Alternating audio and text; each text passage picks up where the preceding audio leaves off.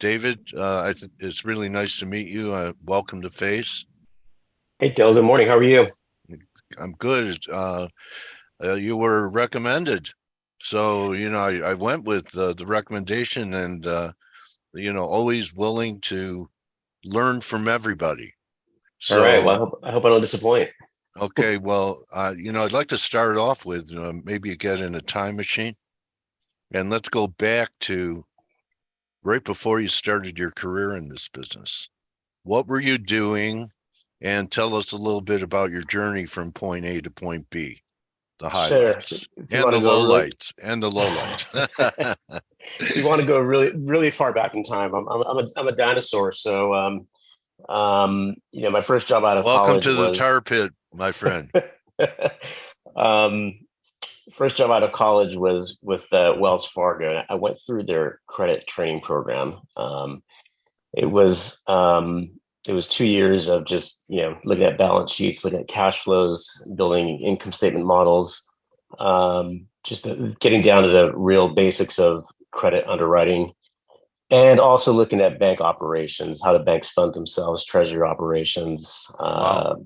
et cetera, et cetera. So they called it. I don't know if they still call it this. It's been over 20 years, but they called it at the time Wholesale University, for understanding wholesale funding markets and how those impact credit underwriting.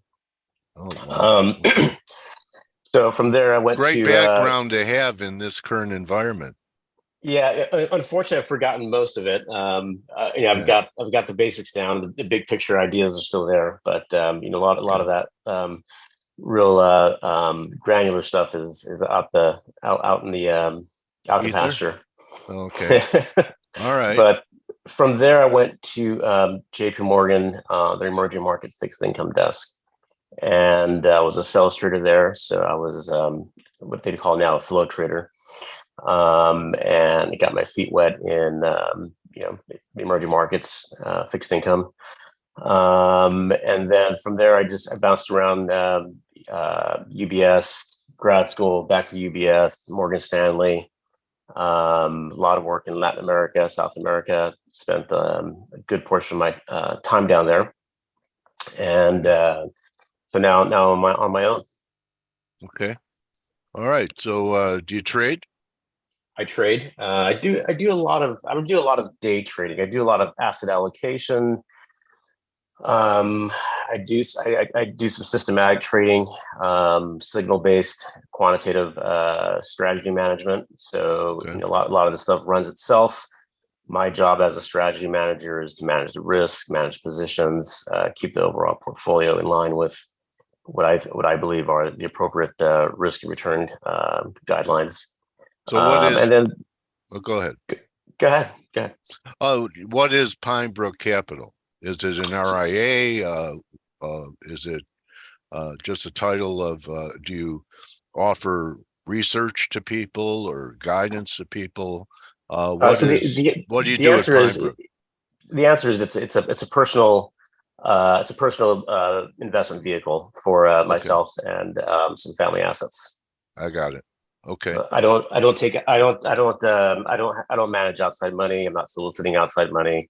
okay, That's a real regulatory nightmare. yeah, I'm pretty active on Twitter, really as a kind of a medium or an outlet to just put my thoughts on paper, formalize some of my thinking, get it out there, see where I could be wrong, see where I could be right.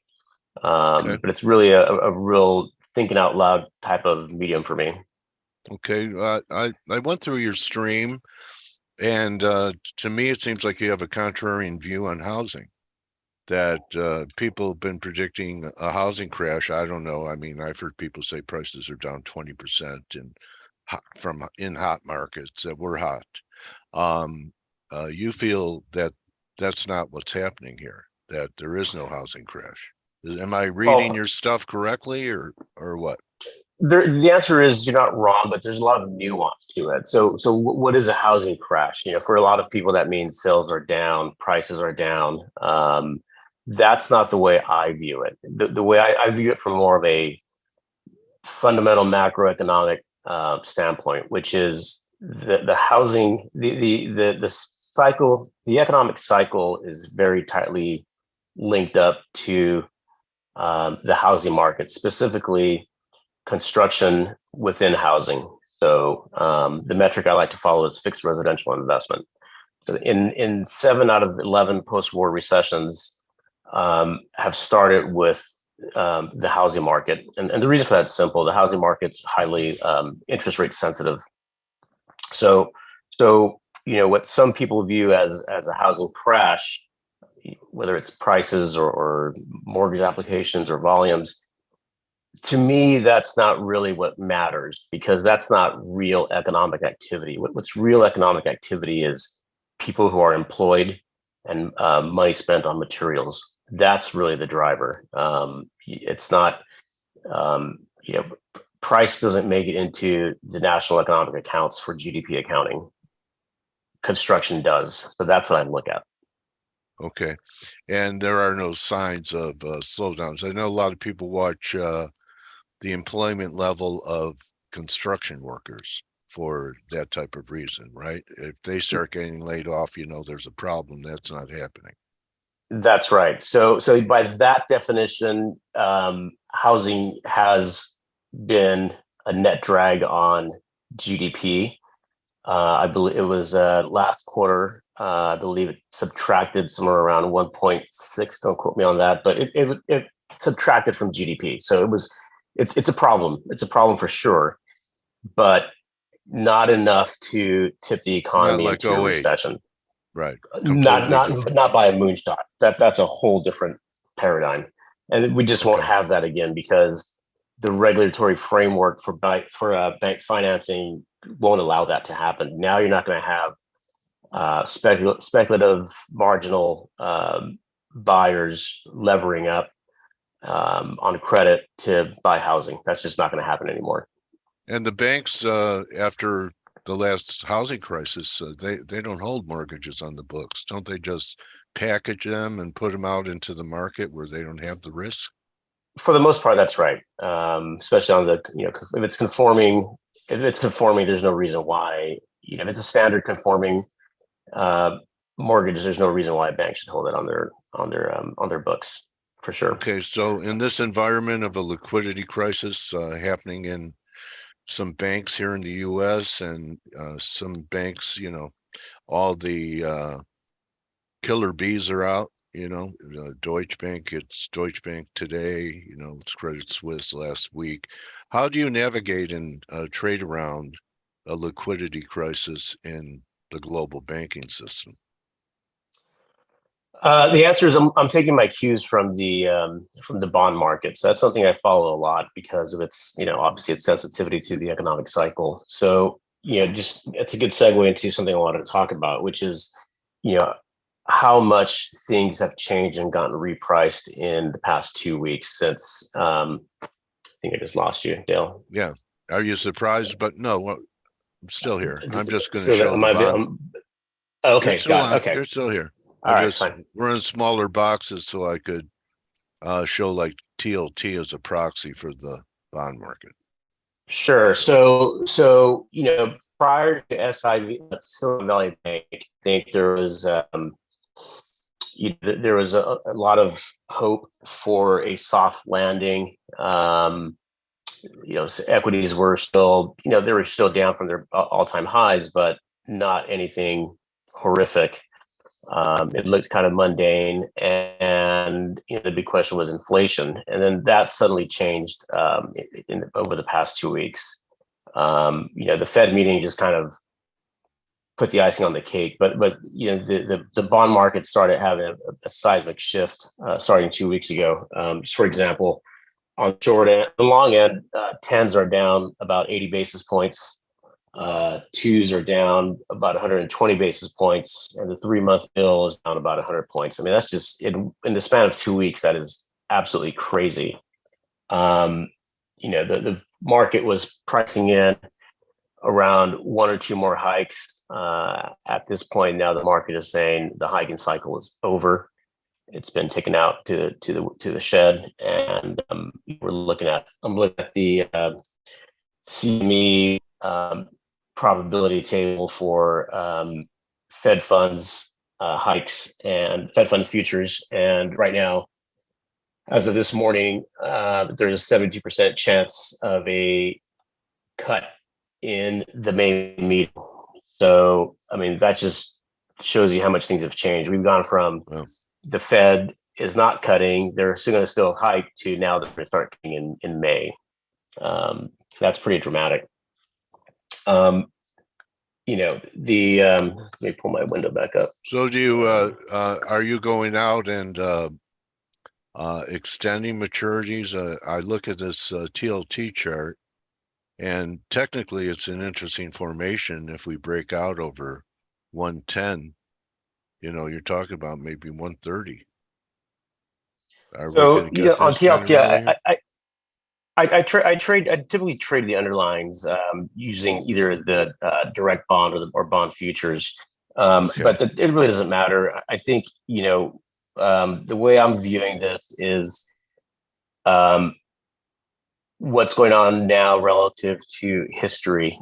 Typically in a Fed cutting cycle, the Fed will cut 300, 350 basis points. And I think now, because the curve is so inverted, when the cuts do happen, the 2-year will have more to fall than the 10-year, because we're going to see yields go from inversion to beginning to steepen. In a cutting cycle, that's correct. But for now, the 2 years already come down, as I said, about 100. I'm sorry about it's already come down, about 120 basis points. I was eyeing a long in 2 years before SIV hit the tape. I never put that on. I think now, though, what's going on is a lot of that short short 2-year was a very crowded trade before Silicon Valley Bank. So, there was a short covering scramble that got ignited with that. A lot of big name brand hedge funds are down significant double-digit losses this month and the quarter by extension.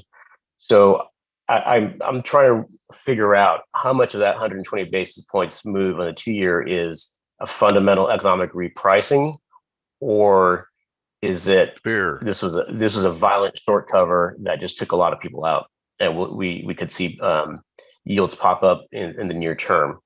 So that's one thing I'm looking at is the flow driven short covering rally in twos.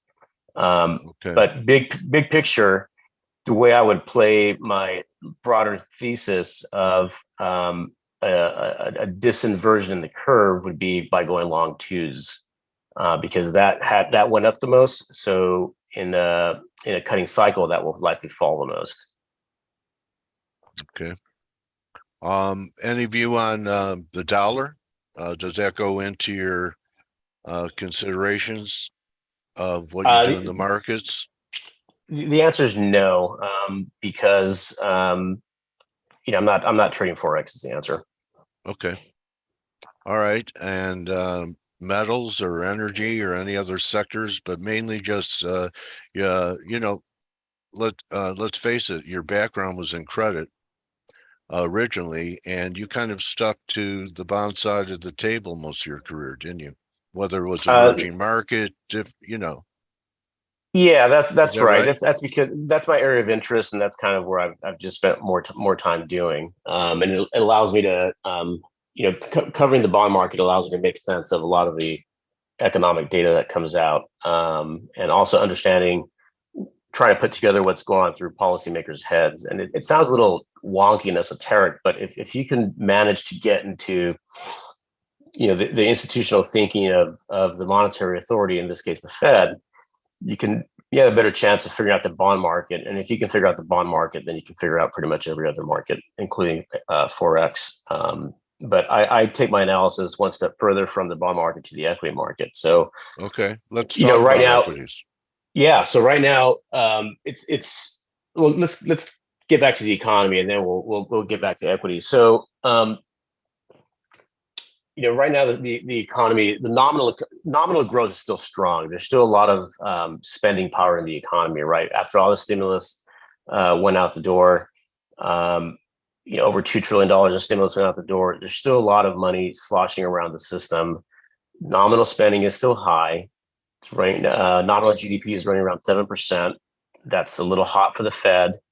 They are looking at they'd be more comfortable with a 4% nominal GDP, so 2% real, 2% inflation. So that's kind of what they would. That's kind of their target sweet spot.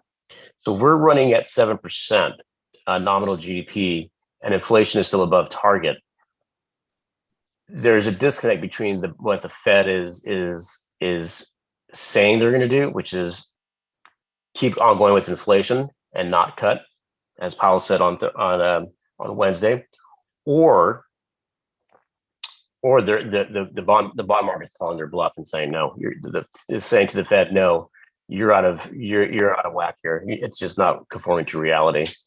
So there's a big disconnect that will have to resolve itself in one way or the other. So what is that one way or the other? Well, again, now we're transitioning to equities. So how does this resolve itself? If the curve right now is saying, okay, you know what, the Fed's wrong, this is reality, and